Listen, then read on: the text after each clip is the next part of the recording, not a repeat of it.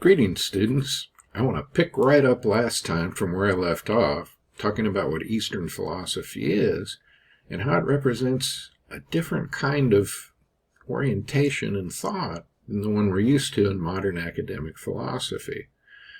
And one question you can come up with then is, how do you read such a text in order to get at this orientation I'm talking about? And that's an important question, because in one way you can think of this class as just learning how to read a certain type of book. Well, first, you read from a position rooted in who you are. You bring whatever you have to bring to understand it. You have to read first from your own perspective, and then also learn to read from a position of realizing your own ignorance and limits. In fact, you need to learn to be both inside and outside the text. When you're inside the text, you focus on what is familiar and what is sane to begin to sort of enter your way into it. But that's just the first step, because the other step is a principle I learned from my own teacher in Eastern philosophy. You need to learn to preserve the text as an absolute other. And if you think you understand it, be wary. Don't familiarize it too quickly. Now, this is the same, I think, with a text in any culture, right? And by a text, I mean something more than something written. I mean any great work of human making that is infused with meaning, right? A piece of art can be a text. Music can be a text. Movies can be a text. Fiction, poetry, and philosophy. They can all be found in a text, an act of cultural making. And when you approach text, you have to follow this kind of dialectic of being both inside the text and outside of it, right? For example, you'll find the word God used in the Upanishads to translate a certain Sanskrit word. But don't assume too quickly you know what they mean by that word, right? I mean, at first, it looks like something familiar, and you might use that to begin to guide your way through what they're trying to say. But soon, I think, you'll begin to find out they mean something quite different from what someone raised in a typical Western Judeo-Christian environment might think of as God. And you begin to see it's something unfamiliar, and it's something different. In fact, to truly read it, don't reduce it to what you want it to be. You must, in fact, become what it wants you to be to understand it. And I think of this as a basic move of human understanding, right? When approaching something, you have to see what is familiar and then preserve its unfamiliarity. The unfamiliar becomes familiar and yet remains unfamiliar and other at the same time. So in reading these texts, any text, you need to re-narrate them to yourself. Remake for yourself what is in the book. Make something true out of it for yourself, while at the same time respecting its own identity and your own limits, moving from the unfamiliar to the familiar and back again to the unfamiliar. You have to, above all, respect it. In general, art makes demands, and that's what makes education so difficult, right? That the demand art makes is that you adjust yourself to it and not it to you. Or rather, you come to a kind of equilibrium between yourself and the text. Okay? You can't make it entirely what you want it to be, but have to respect what it is. And in coming to learn to deal with things in this way, again, is what makes education such a long and difficult process. To put it another way, like my teacher did, you have to let the book read you. I always think here of a student I had named Cindy, who heard me lecture on what is called in Buddhist philosophy correct speech. And speech is correct when you sort of speak only to augment the flourishing of yourself and others in the environment of speech.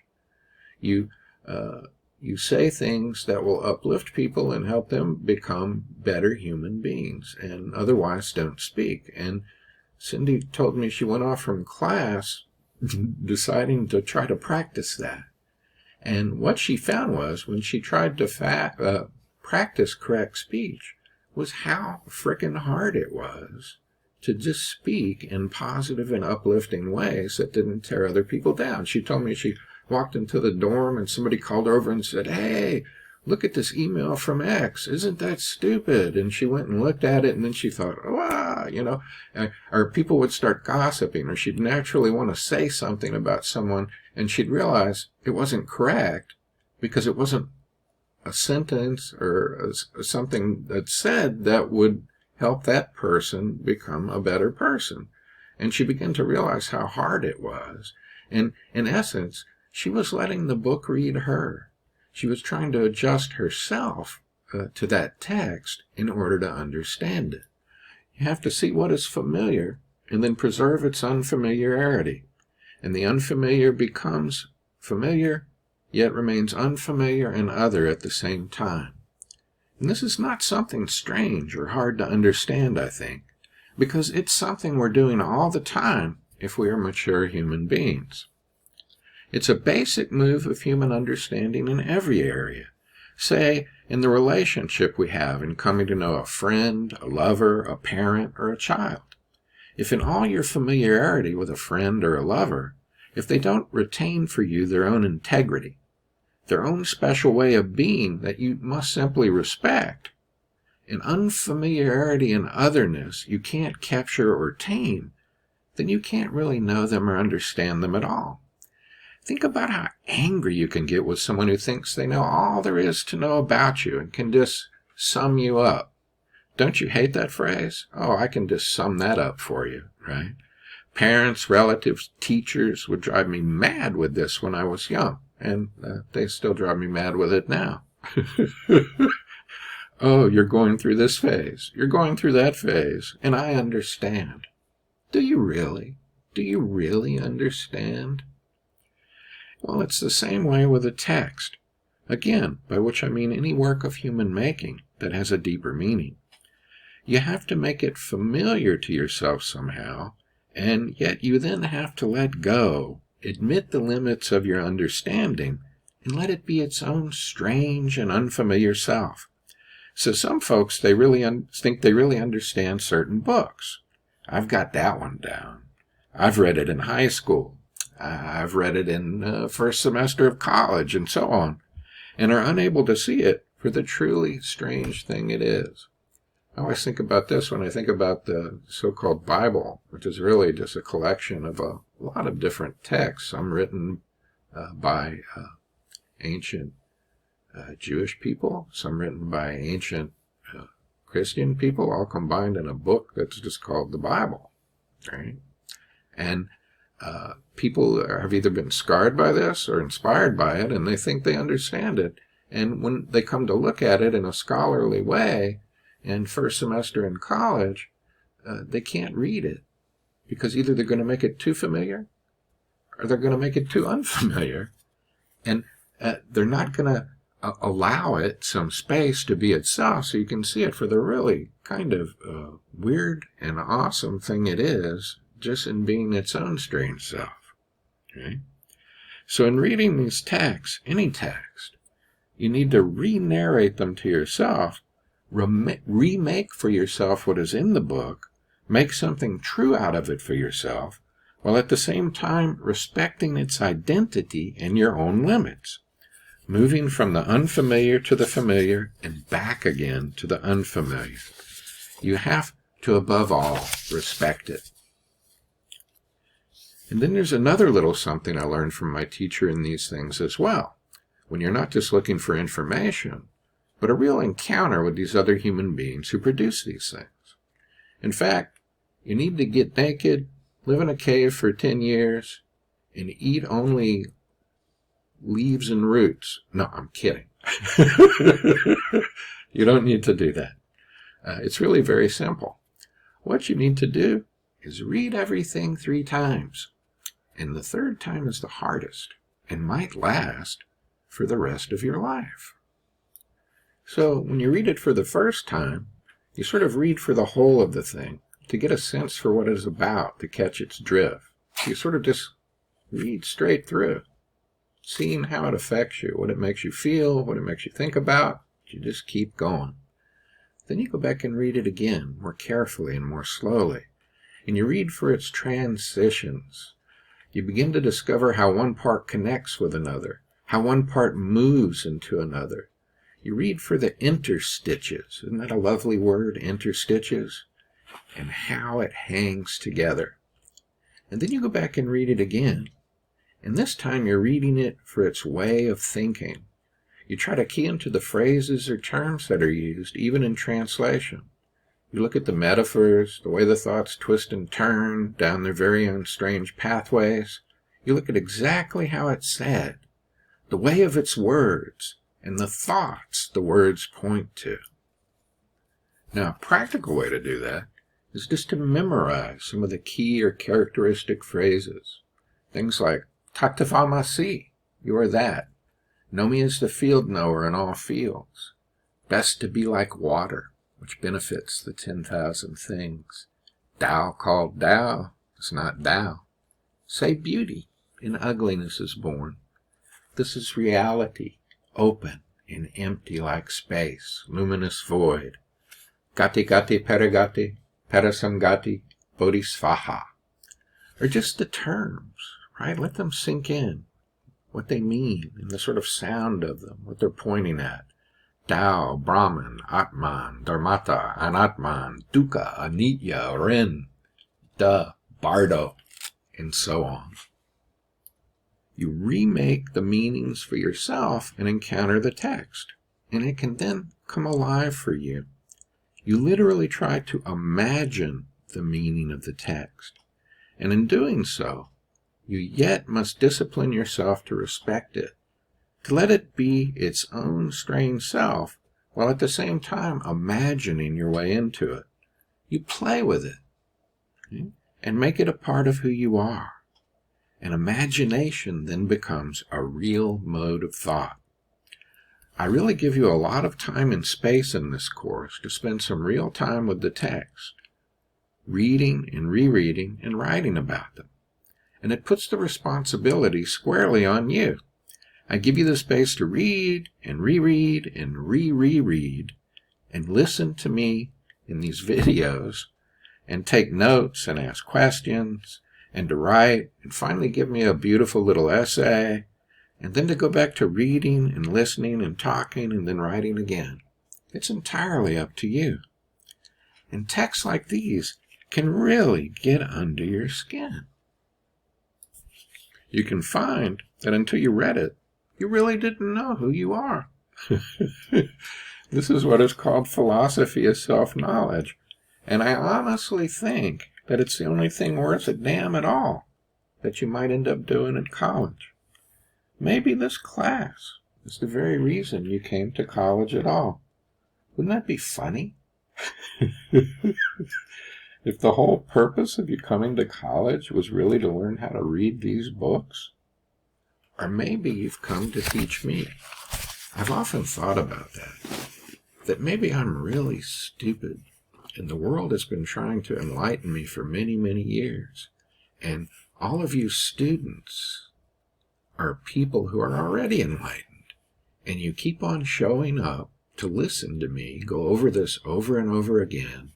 And sometimes you ask smart questions and not so smart questions, and you're all playing with me to try to wake me up. Maybe all these classes are just for me. And just in case that's true, just in case you are all enlightened beings who have gathered again to try to wake my dumb ass up, I want to give you a little bow of thanks, just in case.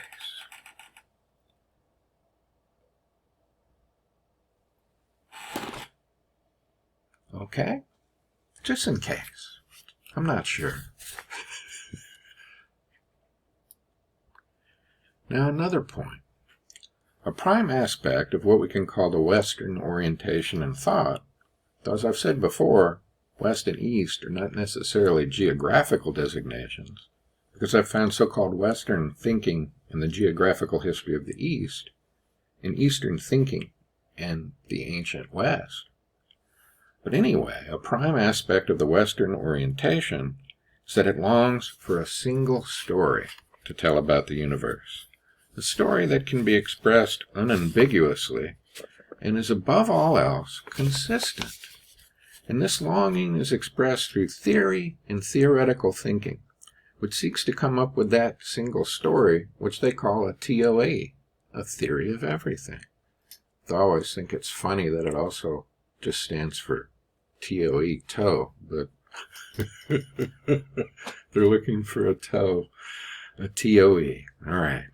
In this kind of thinking, a theory must cover all cases without contradiction. That's what we think makes it a good theory. Its consistency in covering all possible instances. But in the books we'll be reading, we'll be generally free of unadorned theory and hypotheses, though those are present too. But these thinkers seem to think the universe is full of opposites that refuse to be made logically consistent, and no single story is told. And so what the texts say might seem to be full of contradictions. And the apparent contradictions are embraced. See, viewing the world as full of opposites makes the reality of the world a paradoxical thing from the literal point of view, because reality seems to be both this and that. Have you ever thought about that? Doesn't the world, to you, it does to me, it seems both incredibly beautiful and incredibly ugly. The world seems totally interesting and totally boring. The world seems totally made up all of wonder and of terror. And people seem all good, and people seem all bad, and both irritating and delightful. It really seems this way, that all of these things are true of the world as a whole.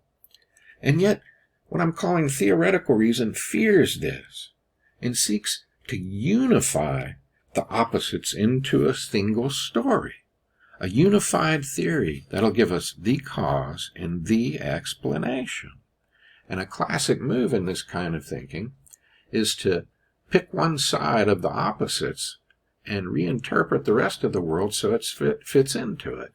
So if you're a sort of optimist, you might say, well, the world's all good, and then no matter what bad thing happens, you're going to reinterpret it through your theory to make it a good thing, right? Even awful accidents or death, you can factor in we're going to heaven or something and reinterpret it and make it all a good thing, no matter how horrible it seems. Or you might be a pessimist and just be burdened with that, and then everything's bad. And so no matter how beautiful something might be, you have a way to reinterpret it to make it ultimately a meaningless bad thing. You pick one side and you take your theory and you sort of get rid of the opposite through reinterpreting it. But in poetic logic, the more explanations there are, the better. The more stories there are, the better. And the opposites, you seek to bring the opposites into balance, to acknowledge both sides of the equation. And yet, what philosophy is all about, and the kind of books we'll be reading, is telling the truth. Theories aren't truth, though they can point at it. So there's a crucial presupposition in the Eastern orientation of thought and its approach to reality. You can never put the truth into language. Language only points at it. And no theory, no single story can do this. Tao called Tao is not Tao. The Tao that has a name is not the everlasting Tao. Now, this was also true in ancient Western philosophy, and the greatest of the ancient Western philosophers, Plato. In one of his letters, Plato, who wrote all these things, said, I've never written down what I think, because you can't write down what you think. Truth is something that occurs in a dialogue with another person, where it leaps up like a spark in between you and illuminates your mind and thought. So Plato, I think, would have loved the metaphor that we find in Zen, that The writings are fingers pointing at the moon. And don't look at the finger, look where it's pointing, right? I mean, you can get a PhD in the finger, but that reminds me of, like when you point, I had a dog and I'd point at something and he'd look at my finger, right? Well, don't look at the finger, look at where the finger's pointing.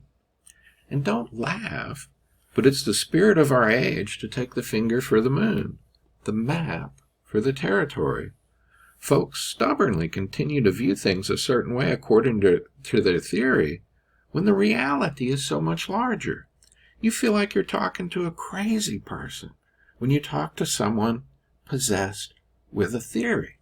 And no matter when I teach this, there's always some new thing that illustrates this. I have here theories about Iraq versus the reality.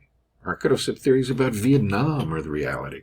And I could think about theories about wearing masks and the reality, right? Is wearing masks just some kind of plot by leftist liberals to control us? Or in fact, is germs real? and virus is real, and wearing masks protect you, right? Theories, right? Don't let the theories consume the truth.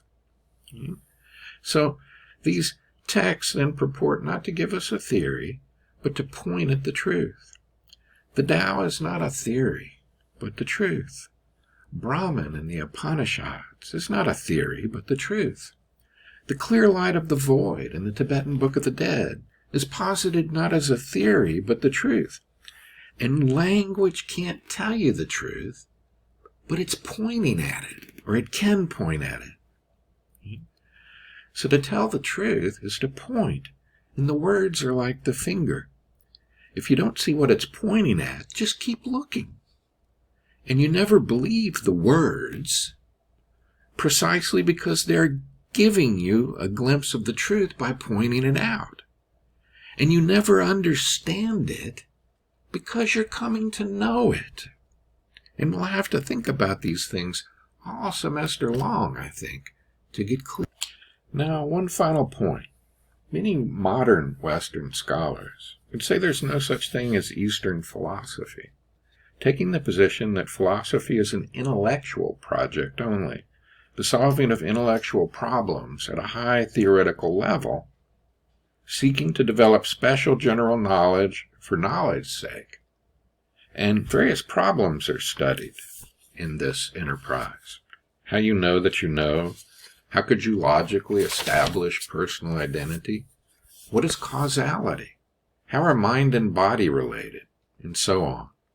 Philosophy is a form of pure theory, pure reason, and abstraction. Well, you do find these things in Eastern philosophy too, at a very high level. But it's always part of something else. In Eastern texts, when we find such things, it's only in passing. In them, metaphysics is never separated from psychology, medicine, religion, and so forth. And claims about reality are always combined with instructions in how to orient your life to experience that reality. And philosophy then involves a kind of psychological analysis which orients the body-mind to what is real. In a word, these texts are yogic. In a yogic text, and here I'm using yogic in a broad general sense, not speaking in particular about just the philosophy of yoga, but the idea of practicality in trying to achieve something. As you may know, yoga is not about physical exercises. Yoga is a philosophy aimed at uniting who you are with truth, and the physical exercises are just a way to supplement that. So you have this idea that claims about reality are always combined with instructions on how to experience that reality. So a philosophy is not a vat containing truth, but a ladder leading to it. And a doctrine is not knowledge, but an instrument for attaining knowledge. Now, once upon a time, so too were all Western philosophy texts at the root, at the origin. But again, once upon a time, Western philosophy traded love of wisdom for love of knowledge. But the texts we are studying this semester are all about a real love of wisdom that involves all of life, right? All that you are.